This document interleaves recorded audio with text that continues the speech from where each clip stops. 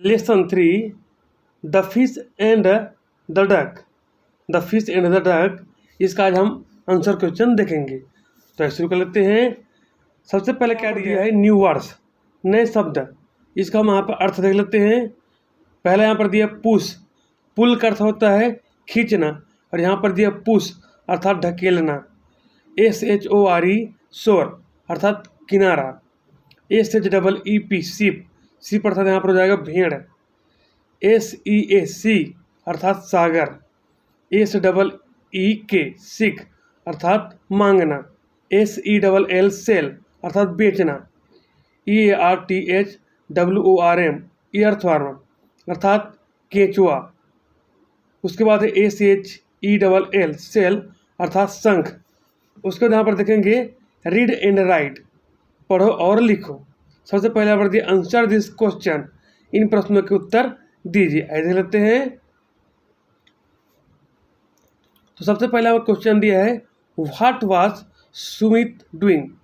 What was Sumit doing, what अर्थात क्या, वास मैंने था, सुमित और डूइंग अर्थात कर रहा।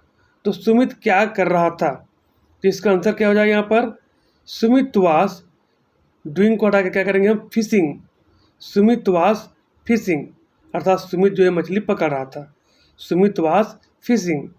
सेकंड दिया है व्हाट वास बॉम्बी डूइंग, बॉम्बी क्या कर रही थी, बॉम्बी जो फिश थी वो क्या कर रही थी। तो यहाँ पर क्या कर देंगे हम, बॉम्बी वास स्विमिंग। क्या रहेगा आंसर इसका, बॉम्बी वास स्विमिंग विथ हर फ्रेंड।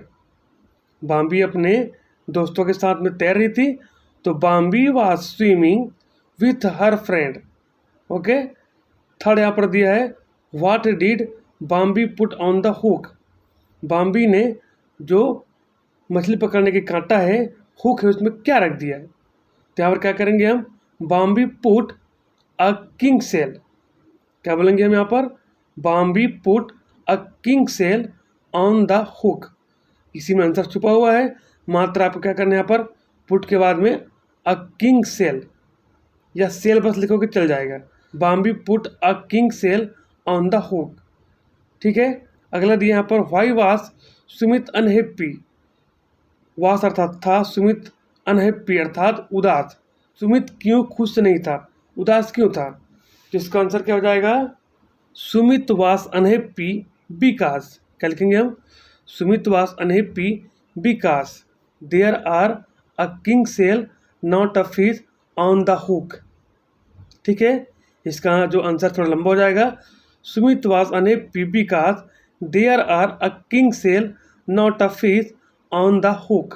उसके यहाँ पर है what did Ducky Duck really want, Ducky Duck वास्तव में क्या चाहता था।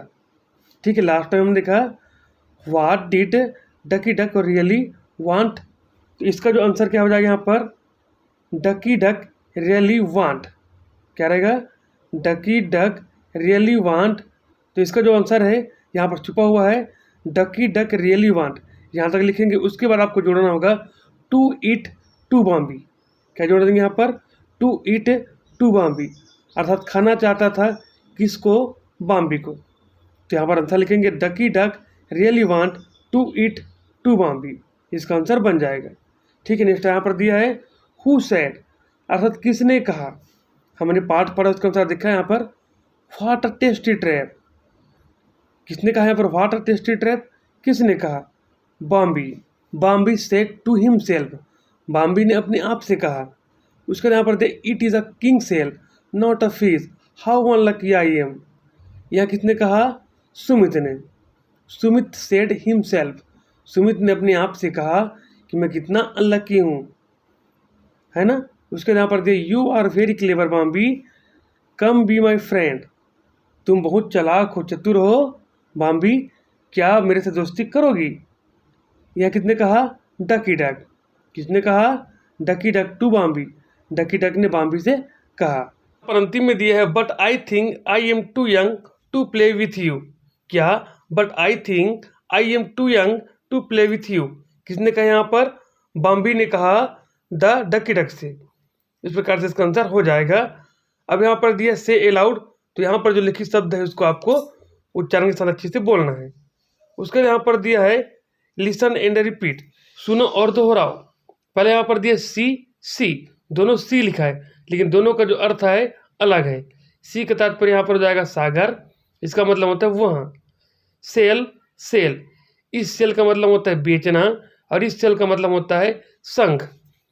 उसके यहाँ पर दिया है शोर, दोनों शोर लिखा है लेकिन इसका मतलब हो जाएगा, शोर का मतलब यहाँ पर है घाव, इसका मतलब हो जाएगा यहाँ पर SHORE का किनारा। उसके यहाँ पर दिया सीट का अर्थात बैठना, और यहाँ पर जो SHIT है इसका मतलब हो जाता है मल। तो यहाँ पर जो डबल लिखा सभी का अर्थ यहाँ पर अलग अलग है। उसके यहाँ पर दिया लेट्स टॉक, आओ बातें करें। ट्विस्ट योर टंग्स, अपने यहाँ पर जो शब्द दिए इसको रिपीट करके आपको बोलना है।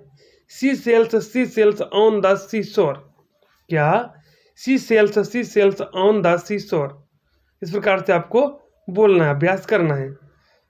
ठीक है दोस्तों, आइए देख लेते हैं अगला क्या दिया है। अगला यहाँ पर दिया है वेकाबुलरी, यहाँ पर जो दिया है A, find the correct antonyms from the bracket and write them. यहाँ पर फाइंड अर्थात ढूंढना, करेक्ट एंटोनाइम अर्थात सही उल्टा शब्द ढूंढना है और आपको यहाँ पर लिखना है। तो यहाँ पर दिया है ये उल्टा शब्द है, इनका यहाँ पर आपको ढूंढ के यहाँ पर लिखना है। तो पहला यहाँ पर क्या दिया है टॉप अर्थात ऊपर, सबसे ऊपर।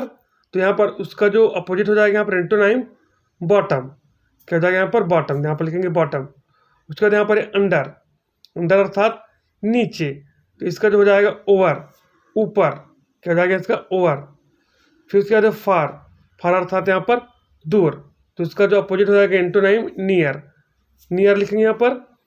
चौथा में दिया OLD ओल्ड अर्थात यहाँ पर हो जाएगा बूढ़ा या पुराना, तो इसका जो सही उत्तर जाएगा यहाँ पर YOUNG यंग अर्थात जवान, यंग, ओल्ड, यंग। उसके यहाँ पर दिया PULL पुल अर्थात होता है खींचना, तो इसका जो अपोजिट हो जाएगा यहाँ पर PUSH पुश, पुल का पुश। इस प्रकार से टॉप का बॉटम, अंडर का ओवर, फार का नियर, ओल्ड का यंग और पुल का पुश, इस प्रकार से हो जाएगा।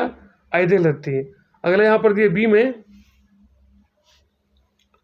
मूवमेंट ऑफ एनिमल अर्थात जानवरों की आपको चलने का तरीका बताना है, जैसा swim, fly, crawl, Flutter, climb.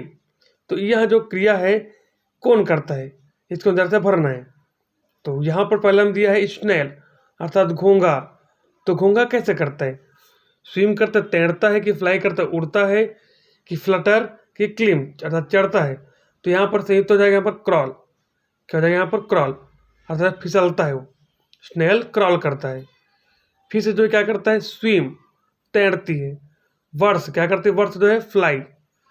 Monkey, तो मंकी का जो यहाँ पर है क्लिम, क्या है यहाँ पर क्लिम चढ़ता है। और यहाँ पर दिया बटरफ्लाइज, तितलियाँ क्या करती है यहाँ पर फ्लटर। ठीक है, तो इसका आंसर क्या हो जाएगा यहाँ पर snail crawl, fish swim, birds fly, monkey climb और बटरफ्लाइज फ्लटर। इस प्रकार से इसका आंसर हो जाएगा। तो ठीक है दोस्तों, इस प्रकार से हमने यहाँ पर the duck in the fish का यहाँ पर आंसर क्वेश्चन देखा। नेक्स्ट वीडियो हम जानेंगे लेसन 4 इसका आंसर क्वेश्चन क्या होगा।